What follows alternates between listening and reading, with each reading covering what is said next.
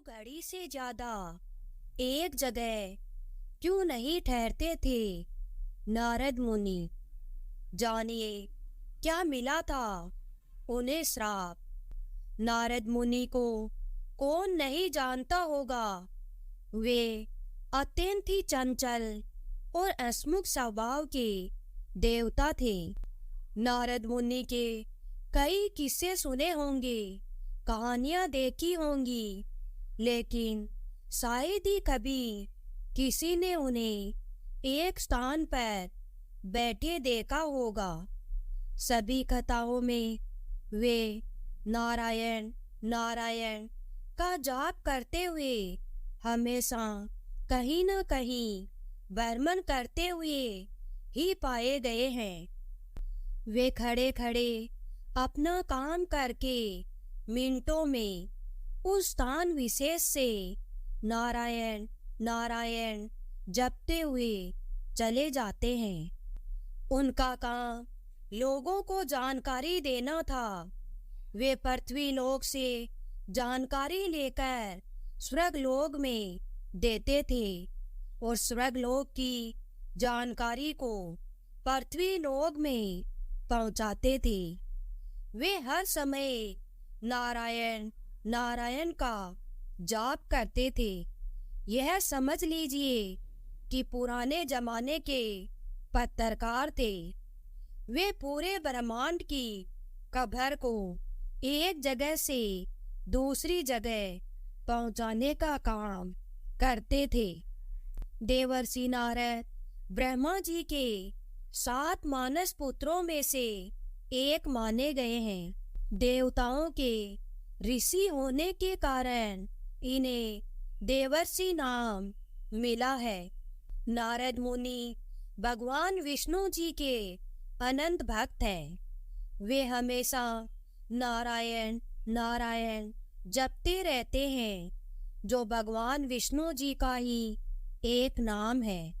वे धर्म के प्रचार तथा लोक कल्याण के लिए हमेशा प्रयत्नशील रहते थे। भगवान विष्णु जी के परम भक्त हैं देवर्षि नारद, और नारद मुनि को माना जाता है सृष्टि का पहला पत्रकार। नारद मुनि ब्रह्मा जी के पुत्र हैं। नारद मुनि का महत्व इतना है कि उनका आदर सत्कार देवी देवता द्वारा तो किया ही जाता था, लेकिन असुर लोक के राजा समेत सारे राक्षस गण भी उन्हें सम्मान दिया करते थे। लेकिन क्या आप जानते हैं कि उन्हें भी एक श्राप मिला था, जिसके कारण वे एक जगह नहीं ठहर पाते। पौराणिक मान्यताओं के अनुसार नारद मुनि ब्रह्मा जी की गोद से पैदा हुए थे। ब्रह्मा जी के पुत्र बनने के लिए उन्होंने कड़ी तपस्या की थी। वे सृष्टि के पहले संदेशवाहक यानी पत्रकार भी माने जाते हैं। देवर्षि नारद को समाचार के देवता भी कहा जाता है, क्योंकि वे हमेशा तीनों लोकों में भ्रमण कर सूचनाओं का आदान प्रदान करते थे। राजा दक्ष ने दिया था ये श्राप। नारद मुनि के एक जगह न टिकने के पीछे राजा दक्ष द्वारा दिया गया श्राप है। पौराणिक मान्यताओं के अनुसार राजा दक्ष के 10,000 पुत्र थे, जिन्हें नारद जी ने मोक्ष की शिक्षा देकर राजपाट से विरक्त कर दिया।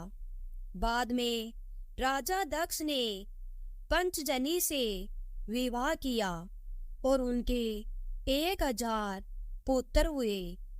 नारद जी ने राजा दक्ष के इन पुत्रों को भी मोह माया से दूर रहकर मोक्ष की राह पर चलना सिखाया, जिस कारण इनमें से किसी ने भी राजा दक्ष का राजपाट नहीं संभाला।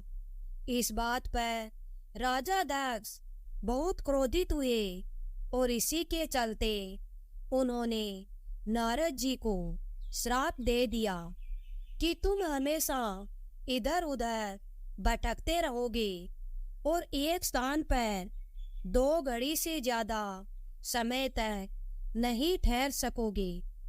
इस श्राप के कारण नारद मुनि को भटकते हुए देवता, मनुष्य और संतों के भी संदेशवाहक के रूप में काम करना पड़ता था। पिता से भी मिला था श्राप। नारद मुनि जी को अपने पिता ब्रह्मा जी से भी एक श्राप मिला था। मान्यताओं के अनुसार ब्रह्मा जी ने नारद मुनि को सृष्टि के कामों में उनका हाथ बटाने और विवाह करने के लिए कहा था, लेकिन नारद जी ने अपने पिता की आज्ञा का पालन करने से इनकार कर दिया था, जिसके चलते ब्रह्मा जी ने उन्हें श्राप दिया था कि तुम आजीवन अविवाहित रहोगे, और नारद जी का विवाह हुआ ही नहीं था।